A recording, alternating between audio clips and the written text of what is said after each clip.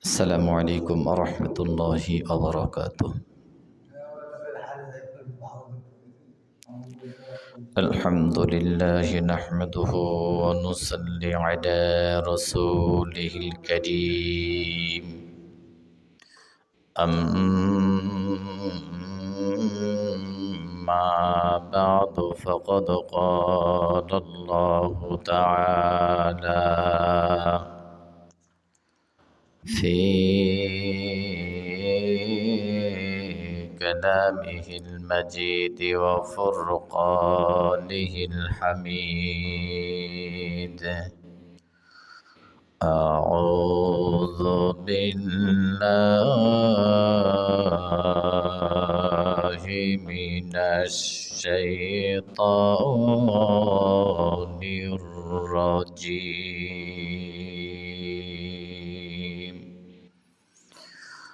بسم الله الرحمن الرحيم.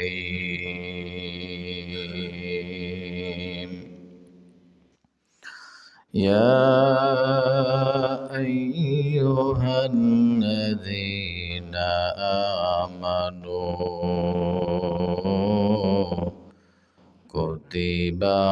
كتب عليكم الصيام كما كتب على الذين من قبلكم لعلكم تتقون. وقال رسول الله صلى الله عليه وسلم الصبر صوابه الجنة أو كما قال عليه الصلاة والسلام. وقال تعالى في شأن حبيبه مخبرا وآمرا إن الله وملائكته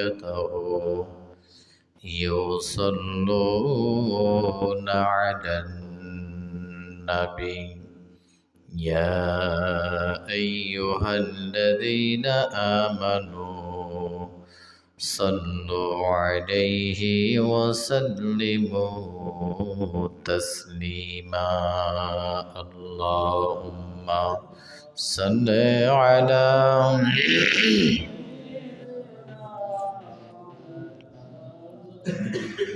وعلى علي سيدنا شفيعنا محمد. اللهم صل على سيدنا مولانا محمد وعلى علي سيدنا. بلغ العلا بكماله كشف الدجى بجماله حسنة جميع خصاله صلوا عليه وآله. ইয়ামানত চন্দ রোজে নজদে মাস্ত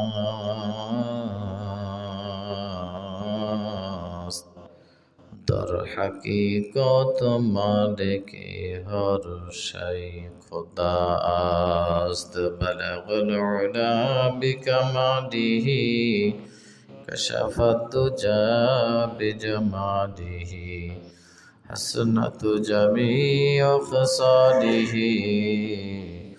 صلوا عليه وآله. আলহামদুলিল্লাহ রব্বিল আলামিন। দলমত নির্বিশেষে মহান আল্লাহ তাআলার দরবারে কালিমাতুশ শুকর আদায় করছি যে আল্লাহ পাক রব্বুল আলামিন আমাকে আপনাদেরকে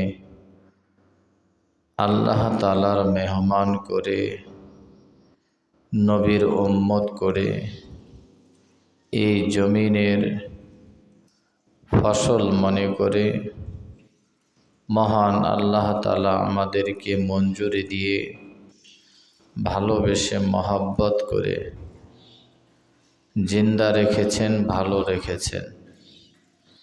এজন্য মন থেকে, দিল থেকে, অন্তর থেকে শুকরিয়া আদায় করি, বলি আলহামদুলিল্লাহ।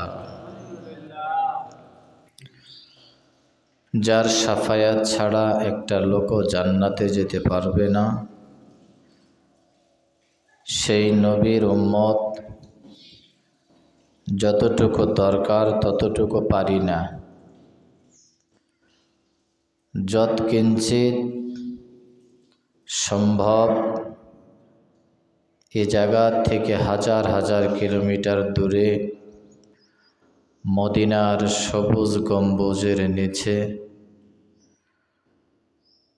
লক্ষাধিক মানুষের একজন জনপ্রিয় মানুষ, টেকনাফ থেকে তেঁতুলিয়া, রূপসা থেকে পাতুরিয়া, যার ভালোবাসায় মানুষ পাগল, যার ভালোবাসায় মানুষ সংসার পরিত্যাগ, যার ভালোবাসায় মানুষ বাগান অক্ষ করে দিয়েছেন, যার ভালোবাসায় মানুষ জীবনকে কুরবান করে দিয়েছেন, সেই নবীর উপরে ভক্তিগত চিত্তে অদার মনে ইশকে মোহাম্মদী ভাব নিয়ে পিস অফ মাইন্ড আত্মপ্রশান্তি সহকারে নবীর ভালোবাসা দিলের মধ্যে, কলজার মধ্যে সঞ্চয় করে আবেগ ভরা মন নিয়ে, দরদ ভরা কণ্ঠ নিয়ে, আর্দ্রতার সাথে, ভদ্রতার সাথে, স্পষ্টতার সাথে ভালোবাসা নিয়ে দরুদ ও সালামটুকুন পাঠায় দেই। আওয়াজ করে পড়ে নি সাল্লাল্লাহু আলাইহি ওয়াসাল্লাম। আরও একবার পড়ে নি সাল্লাল্লাহু আলাইহি ওয়াসাল্লাম। আল্লাহ পাক রব্বুল আলামিন আমাদেরকে তার মেডিকেলের ভর্তি করাইয়েছেন। 11টি মাস আমাদের শরীরটা অসুস্থ হয়ে পড়েছিল। 1টি মাস আল্লাহর মেডিকেলে ভর্তি হয়েছে। এই মাসে আল্লাহ পাক রব্বুল আলামিন বলেছেন, আমার আসমান জমিন বিক্রয় করলে ওই পরিমাণ সম্পদ হবে না যেই পরিমাণের সম্পদ আমার বান্দা এবং বান্দিরা অর্জন করতে পারবে। সেই সম্পদের নাম হলো তাকওয়া। সুবহানাল্লাহ বলেন। সম্পদের নাম কি? তাকওয়া। যারা আল্লাহর মেডিকেলে ভর্তি হয়ে তাকওয়া অর্জন করল, আল্লাহ পাক রব্বুল আলামিন ওই ব্যক্তিকে 5টা পুরস্কার দিবেন। কয়টা পুরস্কার? 5টা পুরস্কার। সবাই নেবেন তো? ঝিমালে ঘুমালে হবে না। সবাইকে 5টা পুরস্কার নিতে হবে। 1 নাম্বার পুরস্কার হলো আল্লাহ তাআলা রোজাদারের মুখের যে পাকস্থলীর যে একটা সেন্ট আছে, একটা গন্ধ আছে, এই পাকস্থলীর যে গন্ধটা আল্লাহ তাআলার কাছে এত দামি, এত মর্যাদা যে হরিণের নাভির নিচে কুস্তরি দেওয়া হয়েছে, সেই কুস্তরির থেকেও দামি রোজাদারের মুখের দুর্গন্ধ। হলো না সুবহানাল্লাহ? পড়ে নেন সুবহানাল্লাহ। এত দামি আল্লাহ তাআলা 2 নম্বর পুরস্কার দিবেন যে রোজাদারের জন্য সমুদ্রের মাছ পর্যন্ত এই রোজাদারের জন্য দোয়া করতে থাকে। কয় নম্বর পুরস্কার? নাম্বার 2। এখন হবে কয় নাম্বার? 3 নম্বর পুরস্কার হলো আল্লাহ তাআলা রোজাদারের জন্য জান্নাত সাজাইতেই থাকেন। জান্নাত, বাসর ঘর সাজায় না আমাদের এলাকায়? এখন দেখতেছেন বিভিন্নভাবে অনুষ্ঠান হলে সাজানো গোছানো করে। তে রোজাদারের জন্য আল্লাহ তাআলা জান্নাত সাজাতেই থাকেন, বলেন সুবহানাল্লাহ। 4 নম্বর পুরস্কার, ও রোজাদারেরা, আমি আল্লাহ তাআলা 4 নম্বর তোমাদের পুরস্কার, 1টি মাস আমার মেডিকেলে থাকবে, তোমাদের ধারে পাশেও শয়তান যাবে না। সুবহানাল্লাহ, সুবহানাল্লাহ। আল্লাহ তাআলা শয়তান আমাদের কাছে দিবেন না। রোজাদার ব্যক্তির কাছে শয়তান ওয়াসওয়াসা দিতে পারবে না। এটা আল্লাহর নেয়ামত। তাহলে নেয়ামত হলে নিশ্চয়ই সুবহানাল্লাহ বলতে হবে। 5 নম্বর পুরস্কার, আল্লাহ তাআলা বলতেছেন যে আমার মেডিকেলে যে সমস্ত রোজাদারেরা ভর্তি হয়ে আছে, 5 নম্বর পুরস্কার হলো রোজার শেষে এই রোজাদারগুলিকে নিষ্পাপ করে বাড়িতে ফিরাই দিব। কয়টা পুরস্কার পাইলাম? 5টা পুরস্কার। আল্লাহ তাআলা বলতেছেন এই 5টা পুরস্কারে পুরস্কৃত করার পরে আমি আল্লাহ তাআলা ওদেরকে একটা পাওয়ার দিব। 3টা পাওয়ার। কয়টা পাওয়ার? 3টা পাওয়ার দিবেন।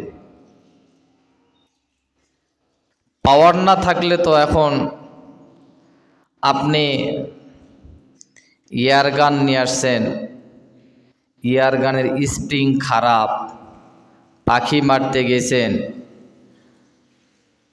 পাখির শরীরে এয়ারগানের যে গুলি সেটা ভিতরে যায় নাই, সে পাখিটা ব্যথা অনুভব করেই নাই, পাখিটা মারা যাবে? যাবে না। স্প্রিং খারাপ, দুর্বল, এয়ারগান দুর্বল। তো আল্লাহ তাআলা বলতেছেন যারা আমার হাসপাতাল থেকে রিলিজ পেয়ে গেল, আমি আল্লাহ তাআলা তাদেরকে 3টা পাওয়ার দেব। 1 নম্বর পাওয়ার হলো রোজাদারেরা যেখানেই থাকবে, যেই অবস্থায় থাকবে, যে হালতেই থাকবে, তারা দোয়া করলে আমি আল্লাহ তাআলা তাদের দোয়া কবুল করব। পাওয়ারটা ভালো না? কি বলেন? ভালো। দুই নম্বর পাওয়ার হলো আল্লাহ পাক বললেন সে তাকওয়া অর্জন করার পরে সে একজন ন্যায়কারক হয়ে গেল। সে পরিবারের ভিতরে একজন বাদশা, 5 জন সদস্যর বাবাই কিন্তু ডিল করে সংসার। কে ডিল করে? বাবাই। তো বাবাই বাদশা। এখন বাদশা যদি ন্যায়পরায়ণ হয়, সে দেশেরও হতে পারে, আমার পরিবারেরও হতে পারে, মসজিদেরও হতে পারে, মাদ্রাসারও হতে পারে, যে কোনো সেক্টরের প্রধান হতে পারে। সে যদি ন্যায়পরায়ণ হয়, আল্লাহ তাআলা বলছেন তার দোয়াও কবুল করা হবে। আর একজন ব্যক্তি আছে, সেটা হলো একজন ব্যক্তি অপরাধ করে নাই, নির্মমভাবে তাহাকে মারা হচ্ছে, দোষ করে নাই, কিন্তু সে একটু কথা বলতে পারে, দোষ করে নাই, মানুষ তাকে ভালোবাসে, মানুষ তার কথা শোনে। এখন অনেকের তো সহ্য হবে না, কি বলেন? যেমন দেলোয়ার হোসেন সাঈদী বাংলাদেশে 50 বছর কোরআনের কথা বলেছেন। কাউকে ভালো লেগেছে, কাউকে ভালো লাগে নাই। যাদেরকে ভালো লাগে নাই, এরা দেলোয়ার হোসেন সাঈদীকে যেভাবে নির্মমভাবে অত্যাচার করেছেন, ওই অত্যাচারের ভিতর দিয়ে তাকে বলা হয় মাজলুম। ব্যক্তিটা কি বলা হয়? মাজলুম। যারা জুলুম করে যে ব্যক্তির উপরে, ওই ব্যক্তিটাকে বলা হয় মাজলুম। তাহলে মাজলুমকারী ব্যক্তি যেই অবস্থাতেই থাকবে, আল্লাহ তাআলা তার দোয়া কবুল করবে। সুবহানাল্লাহ। এই জন্য আমার ভাইরা, আমার বাবাজিরা, আমার বন্ধুরা, আল্লাহ পাক রব্বুল আলামিন বলছেন, আমার মেডিকেলের ভিতরে যে সমস্ত রোজাদারেরা ভর্তি হয়ে গেল, এখন দেখা গেল মেডিকেলে আছে অসুস্থ অবস্থায়, 11টি মাস অসুস্থ হয়ে গেছি, কবিরা গুনাহ করে, জাহিরি গুনাহ করে, বাতিনি গুনাহ করে, জানা গুনাহ করে, অজানা গুনাহ করে, গুনাহ করতে করতে করতে করতে উহুদ পাহাড় সমতুল্য পরিমাণ করেছি। 11টি মাস গুনাহ করার পরে শরীর নার্ভাস হয়ে গেছে, শরীর দুর্বল হয়ে গেছে। এখন 1টি মাসে আল্লাহ তাআলার মেডিকেলে ভর্তি হয়েছে। এখন রোগী যদি কোনো মেডিকেলে ভর্তি হয়, ডাক্তার যদি ইনজেকশন পুশ করার জন্য আসে, ডাক্তার আসলো, ইনজেকশন একটা দেওয়া লাগবে। কি দেওয়া লাগবে? ইনজেকশন।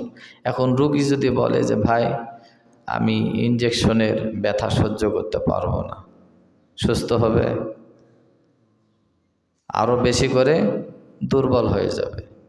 ইনজেকশনটা পুশ করতে হবে। ইনজেকশনটা পুশ করতে গিয়ে যতটুকু কষ্ট হয়, এই কষ্টটা রোগীকে স্বীকার করে নিতে হবে। আল্লাহর মেডিকেলে ভর্তি হয়ে গেলাম। এখন যদি বলেন হুজুর এই সেহরি থেকে সন্ধ্যা পর্যন্ত মাঝখানে লম্বা একটা সময় হুজুর, এখন এই লম্বা সময়ের ভিতরে অনাহারে আছে, অনেক কষ্ট হচ্ছে হুজুর, অনেক কষ্ট স্বীকার করা লাগতেছে। আল্লাহ তাআলা বললেন, বান্দা সেহরি থেকে এই যে সন্ধ্যা পর্যন্ত তুমি যে অনাহারে আছো, যে কষ্টটা তুমি স্বীকার করে নিলে, রোগী যেমন ইনজেকশনটা পুশ করে নেওয়ার দ্বারাই রোগী যেমন স্বীকার করে নিল যে স্যার যেমনে পারেন তেমনি আপনি একটা ইনজেকশন নয়, পারলে 10টা ইনজেকশন করেন, তাও যেন আমি সুস্থ থাকি। আল্লাহ পাক রব্বুল আলামিন বললেন, ওই রোগী সুস্থ হয়ে গেল। আল্লাহ পাক রব্বুল আলামিনের মেডিকেলে যে সমস্ত রোজাদাররা 1টা মাস ভর্তি হয়েছি, কষ্টটাকে আমরা যারা স্বীকার করে নিলাম, আল্লাহ তাআলা বললেন এই কষ্টটাও আমি আল্লাহ তাআলা তোমাদের আমলনামায় নেক দান করব।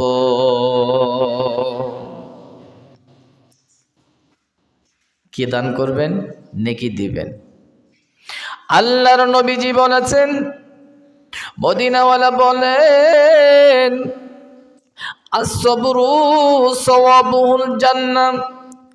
মেডিকেলে ভর্তি হওয়ার পরে আমার বান্দা বান্দিরা যে পরিমাণের কষ্ট করলো, ও আমার উম্মতিরা ভালো করে শুনে নাও, আমি আল্লাহ তাআলার নবী বলছি, আল্লাহ তাআলা নিজেই বলেছেন যারা কষ্ট স্বীকার করলো as-sabru sawabuhul জান্নাহ, সবরের বিনিময়ে আমার আল্লাহ তাআলা জান্নাত দান করবেন। বলেন সুবহানাল্লাহ।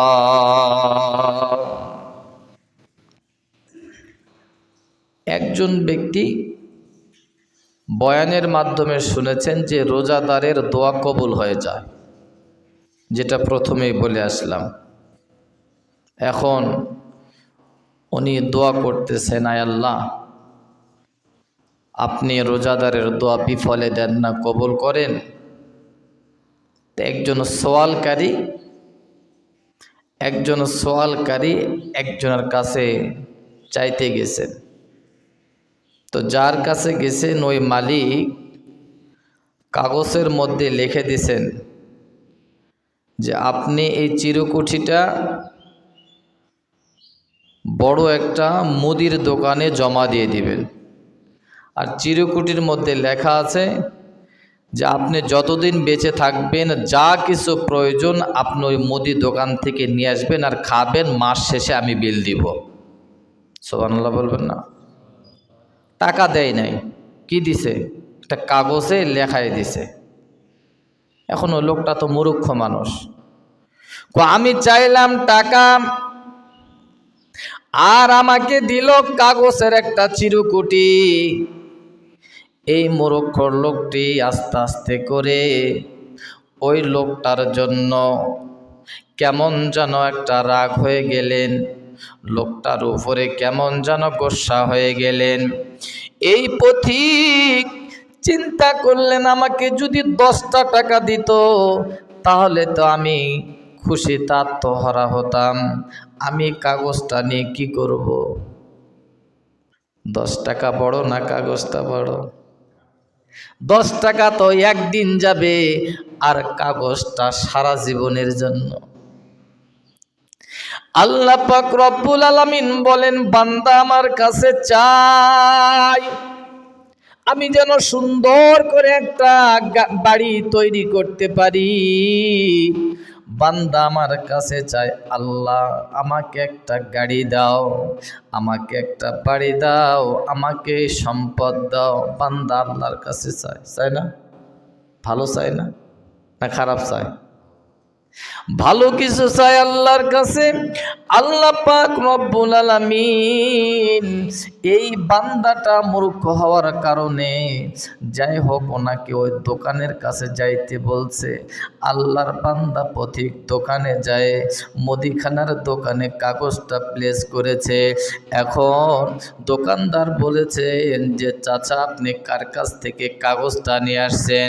চাচা বললেন, ভাইজান দেখেন দেখেন নিচে সিগনেচার করা আছে। সিগনেচার করে দেখলেন অমুক হাজি এটা আমাকে দিয়েছে, আপনি এখন কি করবেন? দোকানদার বললেন, আপনার কপাল ফেভারে, আপনার কপাল ভালো হয়ে গেছে। আমি চাইলাম 10 টাকা, আমার কপাল কেমনে ভালো হলো? দোকানদার বলতেছে, চাচা আপনি আল্লাহর জমিনে যতদিন পর্যন্ত বেঁচে থাকবেন আপনি আমার দোকান থেকে আসবেন আর নিয়ে যাবেন, আপনাকে 1টি টাকাও দিতে হবে না, মাস শেষে হাজী সাহেব দোকানে পেমেন্ট করে দিয়ে যাবে। এবার খুশি না বেজার? এবার খুশি? যাক 10 টাকার চাইতে বড় কিছু পাইলাম। আল্লাহ পাক রব্বুল আলামিন বলেন, এইভাবে করে হযরত মূসা আলাইহিস সালাম মাদিয়ান থেকে মিশরের দিকে যাচ্ছিলেন পরিবার সহ। অনেক ঠান্ডা শীতের মৌসুমে মাদিয়ান থেকে যখন মিশরের দিকে রওনা হলেন, অনেক দূর রাস্তা যাত্রা করেছেন, স্ত্রীও শীতের কারণে কাঁপতেছেন, নবজাত শিশুটাও কাঁপতেছে। এমত অবস্থায় স্ত্রী মূসা আলাইহিস সালামকে বললেন, স্বামী গো, আমি আর এক ধাপও দিতে পারবো না, আমার যে করুণ দোষ, আমার যে অবস্থা, আমাকে ঠান্ডা লেগেছে, আমার ঠান্ডার কারণে নবজাত শিশুটাও থরথর করে কাঁপতেছে। স্বামী গো, আমি আর এক ধাপও সামনের দিকে দিতে পারবো না। মূসা আলাইহিস সালাম বললেন, স্ত্রী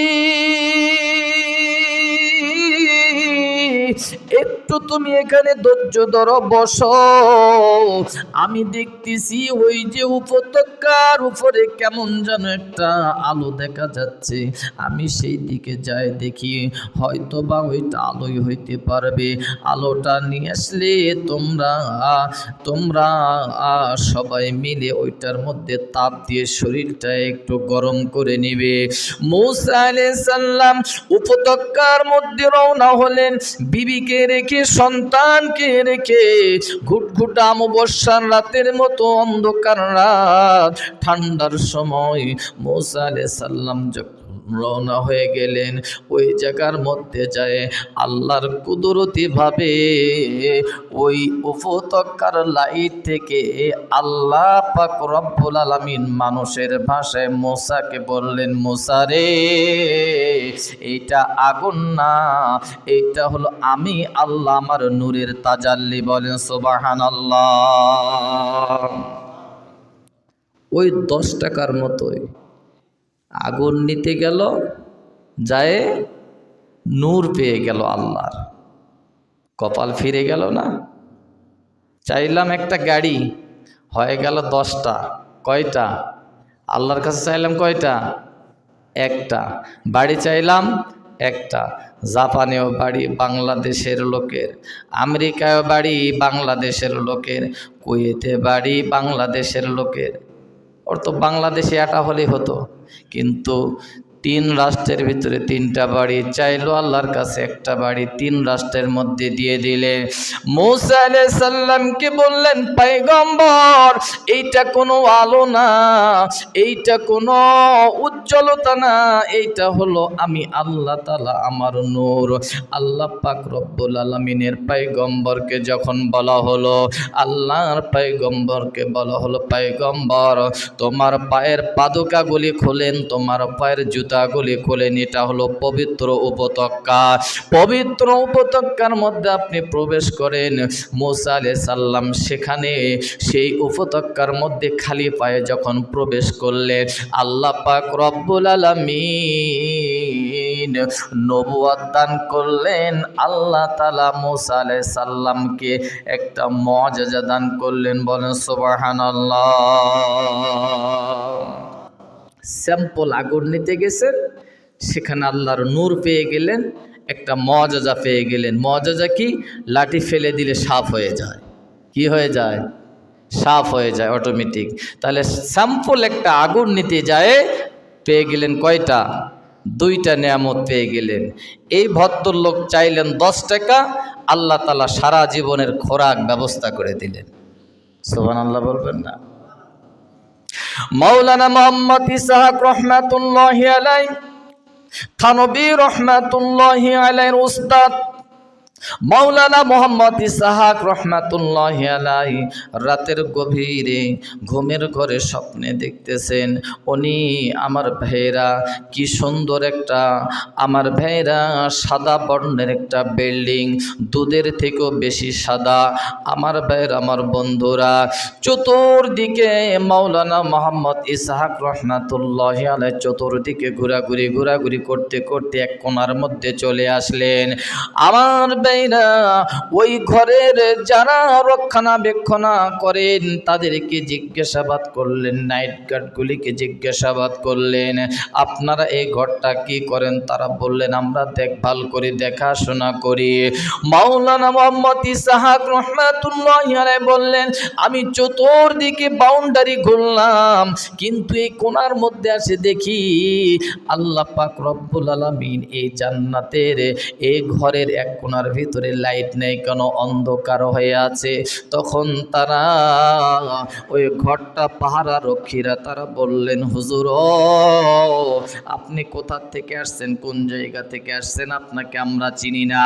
আমরা ঘরের মধ্যে একটা লিস্ট আছে, যেমন ভাবে এইটা হলো অমুক মণ্ডলের জমি, এইটা হলো অমুক মণ্ডলের খাস জমি, এইটা হলো অমুক সভাপতির জমি, এটা হলো অমুক সেক্রেটারির জমি, আলাদা আলাদা করে আমার ভাইরা দলিলের বন্টন করা ভাগ আছে, ফারাজে ভাগ আছে। এইভাবে তারা ওই ঘরটা রক্ষাকারী সঙ্গে সঙ্গে বললেন, আমরা ঘরের মধ্যে একটা লিস্ট দেখেছি, ওই লিস্টটার মধ্যে লেখা আছে মাওলানা মোহাম্মদ ইসহাক রহমাতুল্লাহি আলাইহি এই পুরা ঘরটা যেটা দেখতেছেন একটা জান্নাত, এটা মাওলানা মোহাম্মদ ইসহাক রহমাতুল্লাহি আলাইহির জন্য বরাদ্দ। বলেন সুবহানাল্লাহ। এটা তার জন্য বরাদ্দ। বললেন, আমার নামই তো মাওলানা মোহাম্মদ ইসহাক রহমাতুল্লাহি আলাইহি, আমাকে একটু ভিতরে ঢুকতে দেন। পাহারা রক্ষীরা বললেন যে না, এখন ঢুকতে দেওয়া হবে না, ঢোকার সময় আছে। আল্লাহ পাক রব্বুল আলামিনের বান্দা জিজ্ঞাসা করলেন পাহারা রক্ষীদেরকে, আপনারা বলতে পারেন এই কোণার মধ্যে লাইট নেই কেন? পাহারা রক্ষীরা বললেন, ইসহাক রহমাতুল্লাহি আলাইহি তাহাজ্জুদের নামাজ পড়ে আল্লাহর কাছে চেয়েছিলেন, আল্লাহ আমার 3 লক্ষ টাকার দরকার, আল্লাহ আল্লাহ আপনার খাজানা থেকে আমাকে দিয়ে দেন মাওলা। এইরকম দোয়া মাওলানা মোহাম্মদ ইসহাক রহমাতুল্লাহি আলাইহি দোয়া করেছিলেন। আল্লাহ তাআলা আমাদেরকে আদেশ করলেন, ইসহাক রহমাতুল্লাহি আলাইহির জান্নাতের ঘর থেকে কোণা থেকে একটা লাইট বিক্রয় করো। এই লাইটটা বিক্রয় করলে দুনিয়ার 3 লক্ষ টাকার উপরে হয়ে যাবে। এই জন্য এই লাইটটা এখানে নাই। চেয়েছে যা দোয়া করবে তাই তো কবুল হবে। হুজুর মানুষ দোয়া করেছেন, এখন 3 লক্ষ টাকার দরকার, আল্লাহ কি আল্লাহর ভান্ডার থেকে দিবে? ওর ভান্ডার, ওর জান্নাতের ঘর থেকে একটা লাইট বিক্রয় করে 3 লক্ষ টাকার উপরে হবে, এই লাইটটা তার জন্য বরাদ্দ হয়েছে। এবার ইসহাক রহমাতুল্লাহি আলাইহি ঘুম থেকে ফাত করে জাগ্রত হয়ে আবার আল্লাহর কাছে দোয়া করলেন, মালিক দুনিয়ার 3 লক্ষ টাকা আমার লাগবে না গো আল্লাহ, আমার জান্নাতের ঘরের লাইটের ব্যবস্থা করে দেন। আমি দুনিয়ার টাকা চাই না গো আল্লাহ, ওই লাইটটা যদি এভাবে অন্ধ থাকে তাহলে আমার অসুবিধা হয়ে যাবে আল্লাহ। এই দোয়া যখন বারবার রিপিট করতে লাগলেন, রিপ্লাই দিতে লাগলেন, আল্লাহ তাআলা আবার দোয়া কবুল করে নিলেন। পরবর্তীতে আবার রাউন্ড দিয়ে দেখেন আল্লাহ পাক রব্বুল আলামিন তার জান্নাতের ঘরের কোণার মধ্যে আবার লাইটটা লাগাই দিয়েছে। এই জন্য আল্লাহর নবীজি বলেছেন, আল জান্নাতু কিয়াম, জান্নাতটা হলো একটা ফাঁকা জায়গা। মসজিদটা সুন্দর মসজিদ, কিন্তু একটা মুসল্লিও নাই, এই মসজিদের কোনো দাম নাই।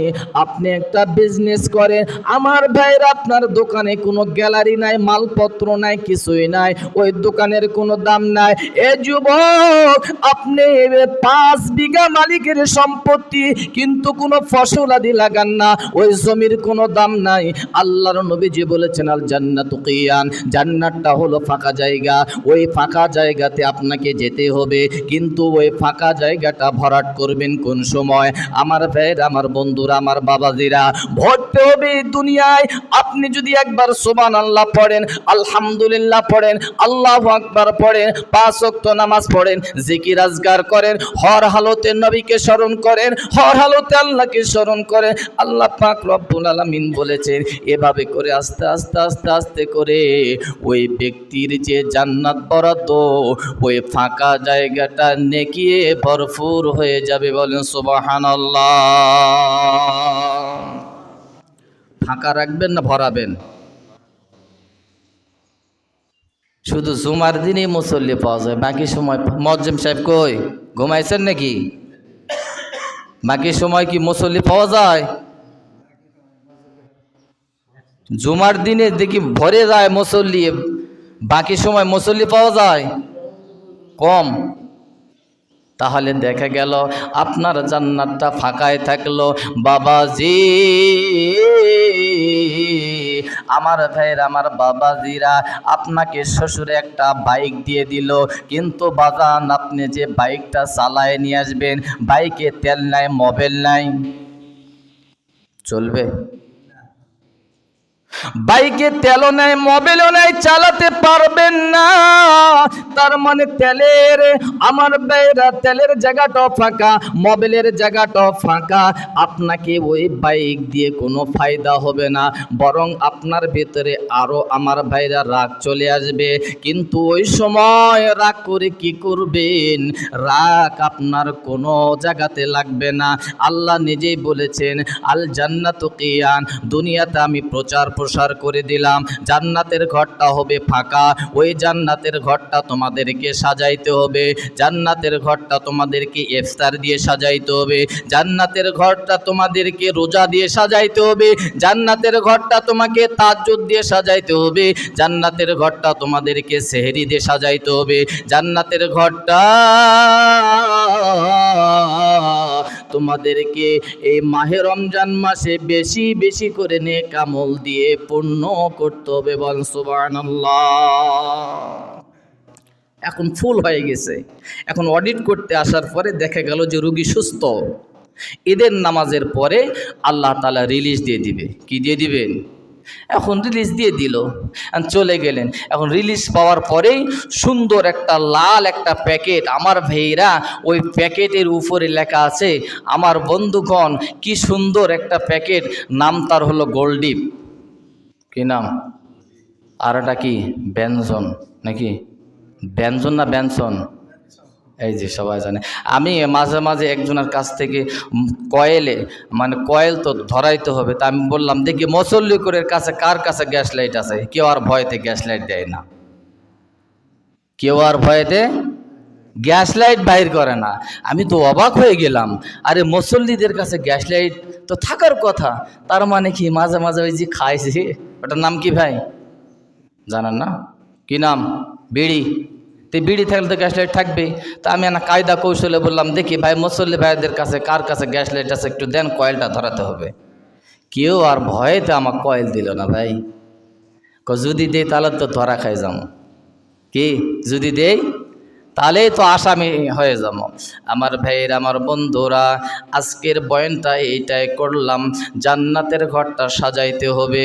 জান্নাতের ঘরটা আমার ভাইরা দুনিয়ার কোনো ডেকোরেটর দিয়ে সাজানো যাবে না। কি দিয়ে? আমল দিয়ে। কি দিয়ে? আমল দিয়ে সাজাতে হবে। আপনারা সবাই বুঝমান মানুষ, আপনারা সবাই বিচক্ষণতা মানুষ, আপনারা সবাই বুঝেছেন আজকের কথার দ্বারায়। আর আল্লাহ তাআলা নিজে বলেছেন ইয়া আইয়ুহাল্লাযীনা আমানু কুতিবা আলাইকুমুস সিয়ামু কামা কুতিবা আলাল্লাযীনা মিন ক্বাবলিকুম লাআল্লাকুম তাত্তাকুন। আসলেই এই রোজাটা পূর্ববর্তী সময়ও ছিল। এখন দেখা গেল যে দুই ছেলে, মা আর বাবা, চারজন একসঙ্গে যখন আমরা পরিবারের ভিতরে ভাত খাই, তখন কিন্তু একটা অন্যরকম একটা টেস্ট লাগে। কি বলেন? আর একাই যখন খাবেন, ওই চারজনের টেস্টটা কিন্তু একাই পাওয়া যাবে না। এই জন্য আল্লাহ নিজেই স্বীকৃতি দিয়েছেন যে তোমরা টেনশন করবেন কেন। পূর্ববর্তী সময়ও ওই উম্মতগুলো রোজা রাখতো, ওদের যে পরিমাণে কষ্ট হতো সেই কষ্টটা আমি তোমাদেরকে দিলাম। তারা যদি রাখতে পারে তোমরা কেন রাখতে পারবে না? আমার ভাইয়েরা, আমার বন্ধুগণেরা, আপনারা আমল করেন, যেতে যেতে প্রায় চলেই যাচ্ছে। এভাবে করে রহমত বিদায় নিচ্ছে, মাগফিরাত আসবে, নাজাত আসবে। এর ভিতরেই সঞ্চয় করে নেবেন। যে বেশি বেশি সঞ্চয় করে জান্নাতের ঘরটা পূরণ করতে পারবে সেই বাপের বেটা। সেই কিসের বেটা? বাপের বেটা। এখন 500 দৌড় প্রতিযোগিতায় ফার্স্ট যে হয়, ওর গায়ে কর্তৃপক্ষরা পিঠের মধ্যে থাপড়ানি দেয়ার বলে যে এটাই বাপের বেটা। কি দেয় না? স্বাধীনতার সময় দেয় না? এটাই বাপের বেটা। তার মানে কি হয়েছে? ফার্স্ট হয়েছে।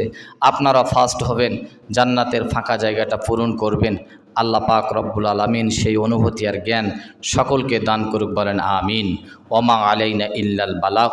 আসসালামু আলাইকুম ওয়া রাহমাতুল্লাহি ওয়া বারাকাতুহু।